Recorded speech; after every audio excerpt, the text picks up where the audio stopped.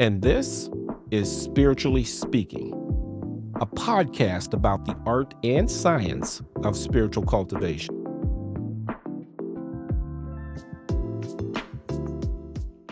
Okay, I'd like to welcome Courtney Thomas, also known as Ketu. He is a meditation teacher and a holistic wellness advisor. Courtney's journey has taken him from being incarcerated as a juvenile to a path of inner peace and enlightenment. After facing significant challenges in his life, he found a spiritual path through Transcendental Meditation, which transformed his life. He earned a BA in Ayurveda Wellness and Integrative Health, which enabled him to deepen his understanding of holistic practices. Courtney is the co-founder of Luna Float Spa and Salt Cave in Colorado Springs, Colorado. Courtney specializes in helping high-stress urban professionals find balance and well-being. His approach blends ancient practices with modern science, focusing on personalized strategies for stress management, mental clarity, and overall health. He navigates the struggles that urban professionals face, offering practical yet transformational solutions to help them unlock their full potential. So, with that said, I'd like to welcome Courtney to Spiritually Speaking. Courtney, was there anything that I missed in that intro? Nothing at all. And pleasure to be here. Thanks for having me. Yeah, I am so honored to have you. Meditation has been a very important component in my spiritual journey. So I am more than interested in hearing about transcendental meditation specifically, but more to the point, your experiences and what led you to transcendental meditation. So can you share with us your personal journey from being incarcerated to being a meditation teacher and holistic wellness advisor? Yeah, so I grew up in Chicago on the South Side with multiple incarcerations during my mid-20s before I was even 21.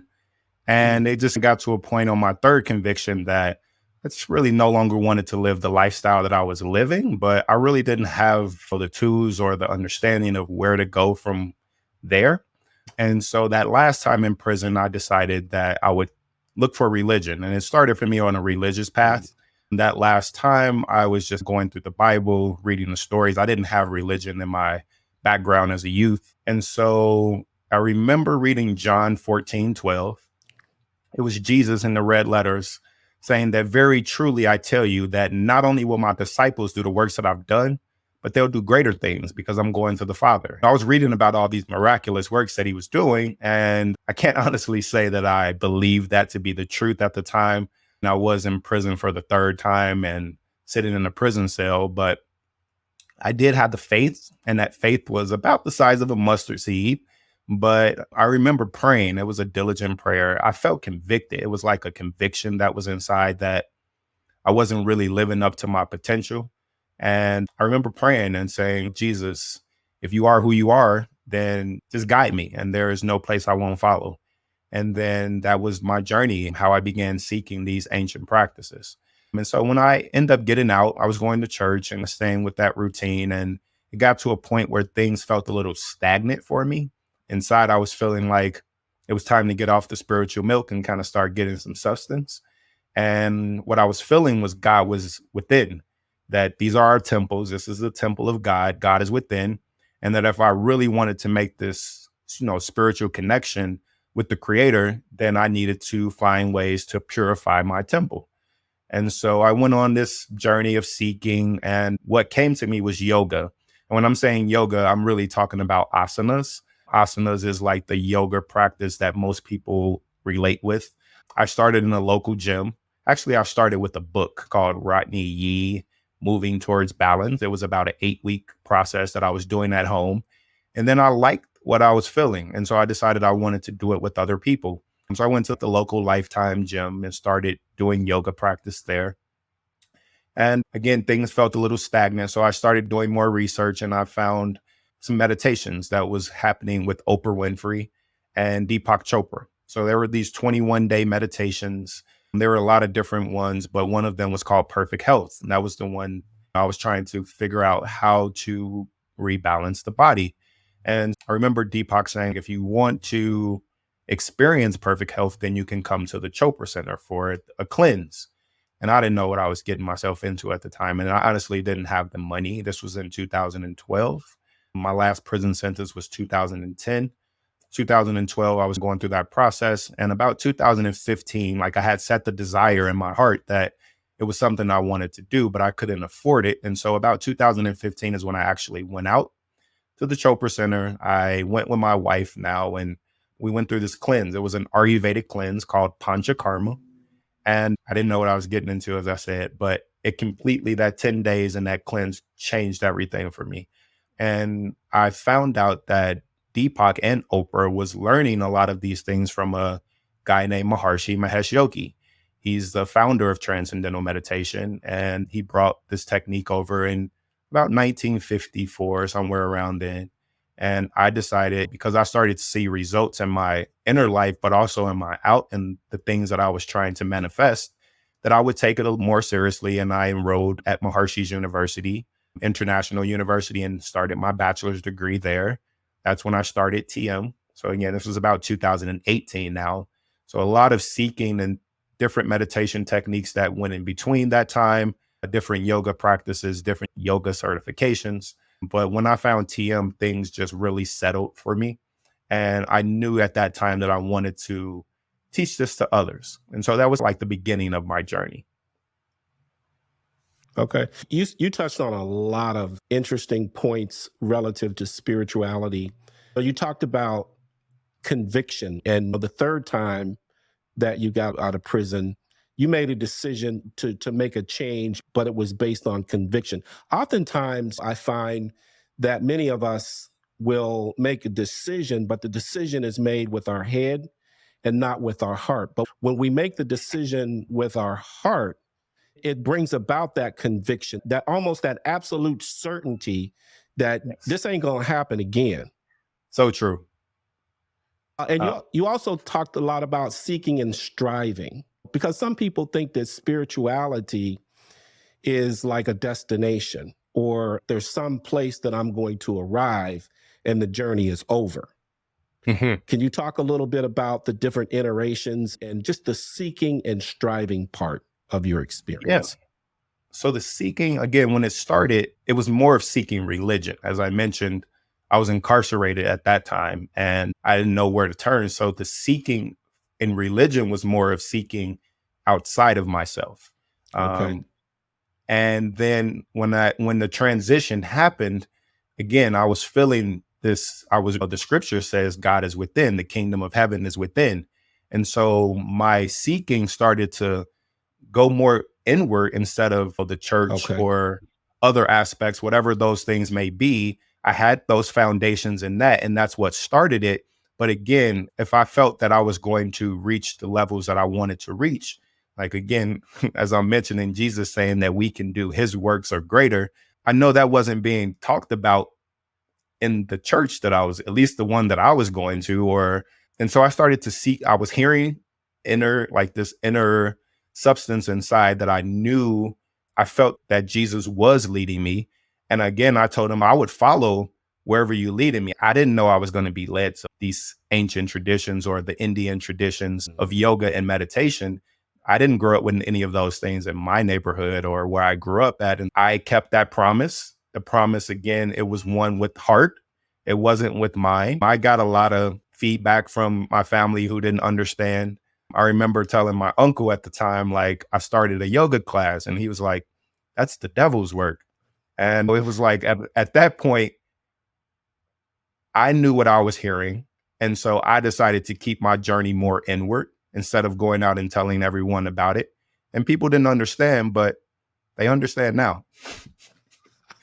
I love that. I love that. And the last thing I want to touch on about what you said in your opening comments was about manifesting, because many of us look at spirituality and even religion in some respects as being an end of itself, when the spirituality or the religion is a means of creating. It's a means of producing, of manifesting. And if you are bought into a system, and I don't care if it's a spiritual system or a religious system, and you're not getting any outcomes, like you're not getting any results from it, then maybe you need to check what you've bought into. What's your thoughts on that? I don't know exactly how the scripture goes, but Jesus said, "You'll know my disciples by their fruit." And so it started for me like I was always great at creating, but I could never manifest the desires that I had. And so it was a disconnect between what I was desiring, what I was trying to create, and actually obtaining those physical Yes. things. And I would say people talk about the law of attraction all the time. Depending on your state of vibration, is going to determine how quickly you attract those thoughts and desires towards you. And when I decided to go on this cleansing journey of purifying the temple, then we're electric and magnetic beings. And so as we start to purify, then our electricity and magnetism raises. And then this is how we really start to attract these things to us. There are certain laws of nature that we need to follow so that we can be in alignment with the intelligence that created the universe and the cosmos. And when we align with that and we vibrate at that level, and then what I noticed was the thoughts and desires that I was having, they started to come to me with least effort, with most efficiency. I was putting in less work, but I was having more results. That's how I knew that, okay, this is something that I can get behind, especially when I went through the cleanse. That first time when I went through that panchakarma, that purification protocol, it only took 10 days. And things, again, that I was desiring, they started to come to me. And I didn't know really how it was happening, but it was happening. And I had to pay attention to that. And that's why I decided I'm going to take this serious. I'm going to go and do my degree program into this. And that's how my journey started to expand at the university, is as a part of the university degree, because it's a consciousness-based education school. And so transcendental meditation was a part of our daily curriculum. I would do meditation before class. I would do meditation at lunchtime during class. And then when we got out again, and that just 1 year of consistent practice, then that's how I was able to obtain Luna Float Spa and Salt Cave and the business aspects and the money and all those things that I was trying to achieve. They just started happening for me. So, That's outstanding. yeah. That is outstanding. Okay, so I got another question for you. Okay, it's a pretty obvious question. What is transcendental meditation, and how does it differ from other forms of meditation? Yeah. So TM is just a mental technique. It's a simple mental technique. I had done many meditations from 2012 until 2018 when I started TM. I was doing different practices, Kriya Yoga and concentration techniques and Vipassana and mindfulness techniques, all the different things. So TM is a simple mental technique that's practiced silently with eyes closed. You're sitting comfortably and you're doing this for 20 minutes twice a day. And what you're getting is a mantra. A mantra is a sound or a vehicle for the mind to go within. And again, I was looking for this process of going inward instead of always outward. And I would say how it differs is you have concentration based techniques. You can think of like qigong or Zen practices. These are more, or like focused breathing, trying to eliminate thoughts from the mind. These are all things that we're like concentrating. And if you have an EEG to your brain, if you're doing a concentration based technique, what you would notice is that those brain waves are more in the gamma frequency. If you're doing something like contemplation or mindfulness, this is like a mindfulness practice, then you'll start to see, if the AEG is on, you'll see that your brain waves is in the theta brainwave state, which is like 5 to 8 hertz. And then if you're doing TM, then it's more of it's not trying to do anything. It's not concentrating or contemplating. And what happens is the consciousness, your awareness starts to expand. And you notice this as alpha 1 brainwave states, which is more of an 8 to 10 frequency. And so it's no concentrating, no focusing, no trying to do anything. You use the mantra, and simply the mantra helps you to bring the awareness within you, transcend. And transcend is transcending mostly sensory perception. Usually we have all of this outward focus of what we're seeing, what we're hearing, what we're smelling, what we're eating, tasting, so on and so forth. And so the transcending allows you to shut that sensory perception down without trying to do anything, just using the mantra.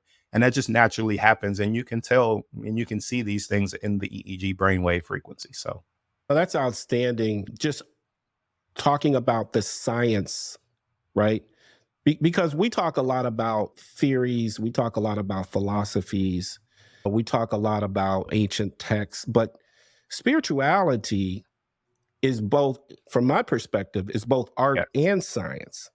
yes. And there are ways to measure the effects of spirituality. And you just described them brilliantly. Thank you.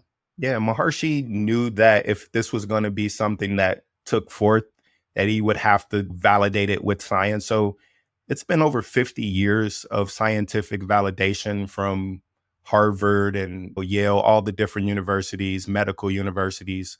They've also shown like this is the only meditation technique that's been scientifically tested and proved for like stress reduction and blood pressure, lowering blood pressure. So they've actually given doctors permission that they can actually write a prescription out for transcendental meditation to lower blood pressure. No other Very meditation nice. out there has that validation. Different things with PTSD, many studies with the Department of Defense, who gave like a $2.4 million grant to study and see the effects for PTSD for veterans. 50 years worth of studies in science that show just by simply sitting here, eyes closed, and thinking this mantra, that this is what's happening in the physiology that proves its effectiveness. So, That's outstanding. So, my next question: what ancient spiritual wisdom underscores or is foundational to transcendental meditation? sure, I have my own perspective. Starting with religion, in the beginning, and was the Word, and the Word was God, and the Word was with God, and this Word is sound. So, God, I look at as pure consciousness. And God had a thought that he wanted to create. And when that thought came out, that thought is vibration or frequency. And in the Bible, it's called the word. When we have a word that's spoken, or even on a subtler level of thought, then this comes out into the laws of nature as vibration or as frequency. And so these ancient rishis, they were seers. They could see the finer aspects of reality. And they saw that these vibrations, certain vibrations that were in alignment with the laws of nature. Me speaking right now has a certain vibration.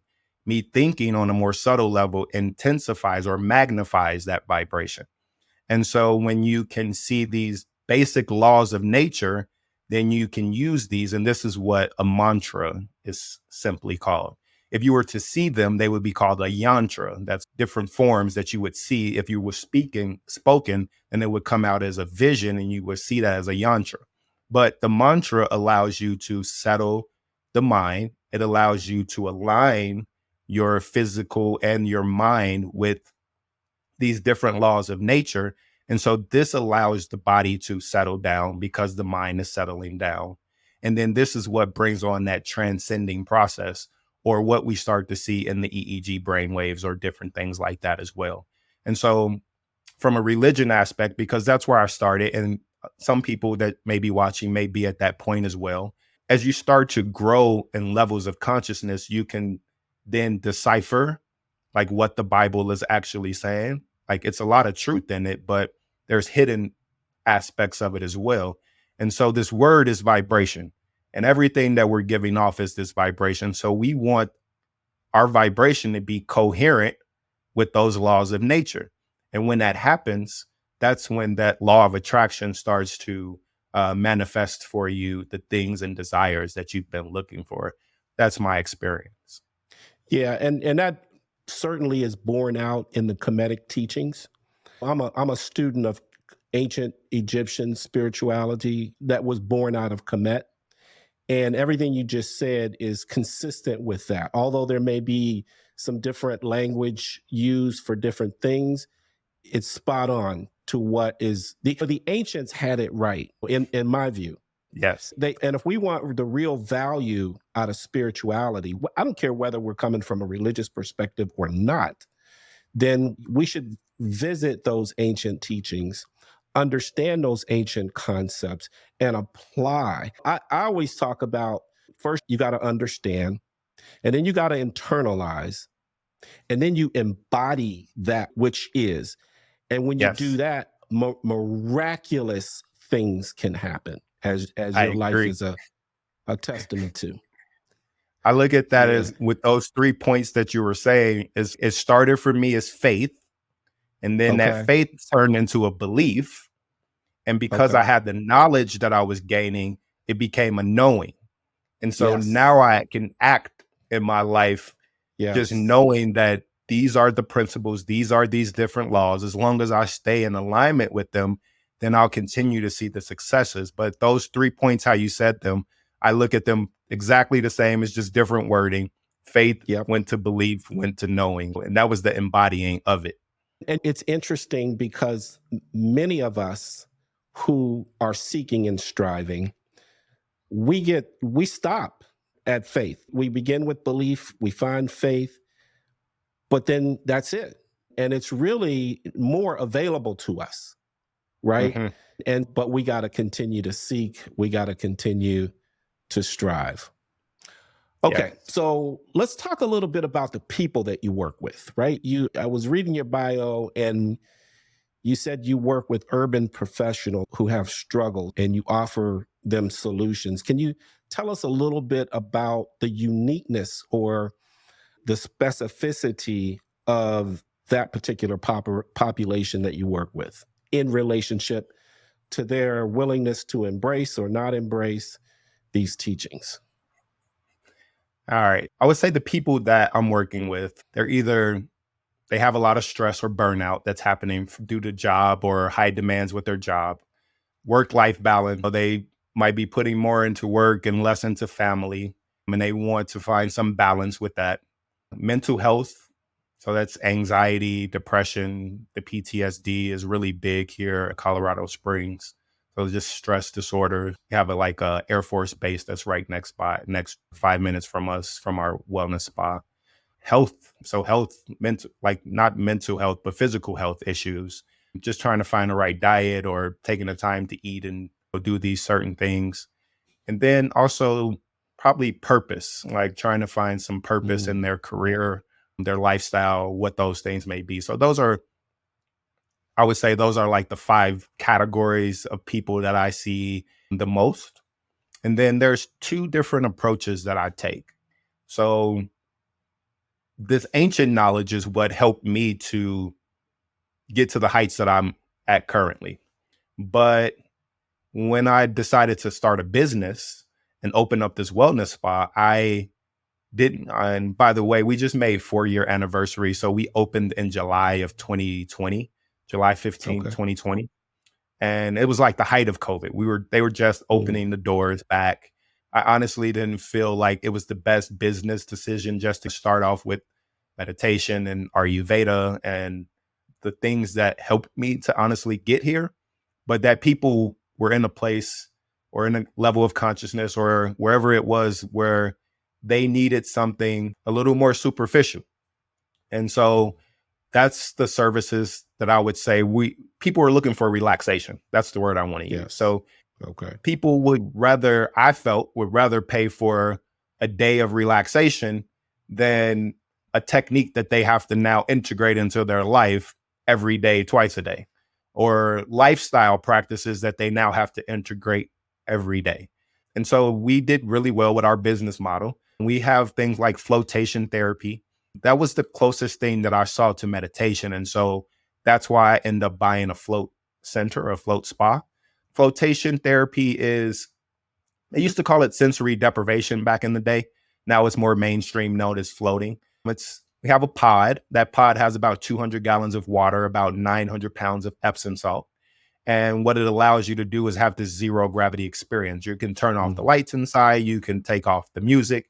And so again, all of the senses, we're always using them to go outward, never going in. And so this was something, instead of using a mantra to let the mind settle down and then drag the body into it, because of that much salt and that experience, after about 15 minutes, you actually start to lose the sense of touch. The parasympathetic nervous system kicks in, and then the body is just in this really nice space, which calms the mind down and brings that inward. And so I wanted people to have this opportunity to transcend sensory perception, but I didn't think the mantra or the meditation was the right approach at that time. Okay. And so that's one of our main services at the wellness spa. We have a salt cave, infrared sauna, things for purification, ionic foot baths, massage therapy, the basics. And now that people have known to grown up to know us, like us, and trust us, now it's more of me bringing the transformation, like the transformative Okay. aspects of what I had myself to help me to reach these points. And the core technique of that is meditation, is transcendental meditation, Ayurvedic lifestyle. So that's what I did my bachelor's degree in. We can work on things from diet to sleep. We have a lot of people who just can't sleep at night. We work with different aspects of using sound therapy, light therapy, using gemstones, marma therapy, which is a touch. It's like acupuncture, but instead of using needles and herbs, you're using touch and consciousness, aromatherapy, a lot of different consciousness based techniques and technologies that I use for people who are the seekers, who's looking for the transformation. We're now starting to hold retreats where you can come experience all of those aspects in one over a 7-day period. And for people who are looking for like the deep cleansing, like I mentioned at the beginning, I also am creating a retreat right now with the #1 Panchakarma center in the US, where we're going to be doing 7 days or 10 days there. So these are the aspects that I'm working with those high working professionals looking for the work-life balance. I have a different concept of that. Like, balance has to start within in order for you Yeah. to see this balance out in your work or in your work life. That balance has to be within. And so I'm offering things to align the mind and body with these laws of nature so that other people can start to see less effort in their work and their life, but also seeing more results and more efficiency. Yes, that's so, you said so much in that statement. It's interesting that we seek and we strive, and I'm just talking in general, but the Mhm. seeking and striving is either to experience pleasure or to relieve pain. Yes. Yeah. And but those things will get you to the door, but they don't take you to the next level. They don't take you up the steps, right? And in order to get to the next level, you got to put some other work in. And you talked about the inward journey. And it's not about the external things that are going on around you. It's about what's going on inside of you. And if you fix that, what I've learned is that if I fix what's going on inside of me, whatever is going on outside of me, I'm better with it. And it doesn't matter what it is, right? Whether it's Yes. relationship, whether it's a situation at the job. When my internal being is at peace, I can deal with the external drama, conflict, disappointments, setbacks that I experience as just life on life's terms. But Yes. these momentary respites, right? They only get me so far, right? Mm. Because I got to do the internal work. And I tell you, I admire what you're doing, you and your wife, with the spa, Thank you. because it is so desperately needed. I'm sure we got something similar here in Atlanta, but I'm not sure, but I'm not certain of that. But let me move on. Let me move on to the next question here. What advice would you give someone who's just getting started with meditation? I would definitely, the big piece for me was finding a teacher. There are so many meditation apps and things you can find online and all the different aspects. And I've been through many of them over from 2012 to 2018. And I did see some results. It did bring some type of peace and some type of calm. And I was seeing the internal things happening. But it was once I had a teacher, and this is what Transcendental Meditation also offers. So you learn one-on-one with a certified teacher, where they or myself or a teacher that's in your area would teach you this mantra and how to use it properly. And then you also have about 3 days of experience as well. And so once you learn the technique, you experience what transcending is, but then you have all of these questions that come. And those questions are these thoughts come in, or am I doing it correctly? Or what's next? Or how does the process go along? And it's a very structured procedure. Every teacher of Transcendental Meditation is trained for 6 months, either in person or 20 months online. I did the 20-month online. They have this for like busy professionals, where we're taught them the information directly from Maharishi Mahesh Yogi. He's left all the recordings and everything to be taught and learned. And once you have this, the ease of practice, and once you have the knowledge to settle down, the mind, am I doing these things correctly? Then you start to see the progress. And consistency is the next big piece. If you learn it and you're doing it, but you're not consistent with the practice, because what's happening with this form of meditation, it allows the body to settle down by using this mental technique, and the body starts to throw off stress and impurities. And so this is how we begin to function better, and how these things start to manifest for us. And so once you have that consistency of eliminating the daily stress and the daily toxins and daily impurities that we've been overloaded with, because stress is just an overload to the nervous system. And then you start to see these results happening, and then you'll start to see the manifestation happening for you as well. And so my biggest thing that I would say is find a teacher, and get started as soon as possible. Yeah, and I can be a witness to that. When I was in Dallas, that's when I was diagnosed with PTSD, which I had for a long time before I was diagnosed. But it got so bad, I sought out a Indian mother who had meditation sessions twice a week. And I would go to this center and I would sit there, and she got me at a state of peace. And as she got me into a state of peace, she started to program. She started to impart upon me ways that I could maintain and sustain that level of peace after I left the center. It's one thing to sit down and to do a 20-minute meditation, get up and go about your day, and not remember or not be able to access that you meditated about. But the type of meditation that she taught me, it created space in my mind that I didn't have before.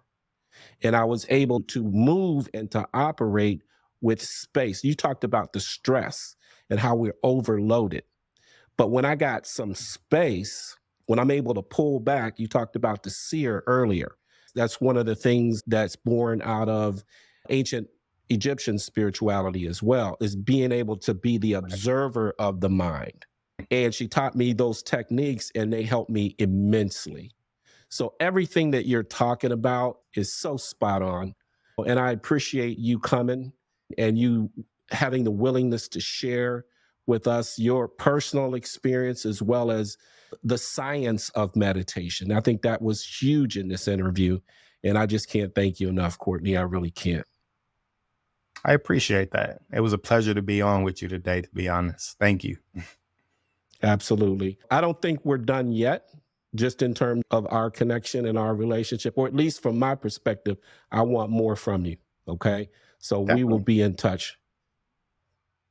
All Blessings, right. Take man. care. You too. Thank you. This concludes our thought-provoking discussion on topics related to spirituality. Stay connected to us by subscribing to this podcast, and show your appreciation by sharing our message with others. Until next time, be kind to yourself and to each other.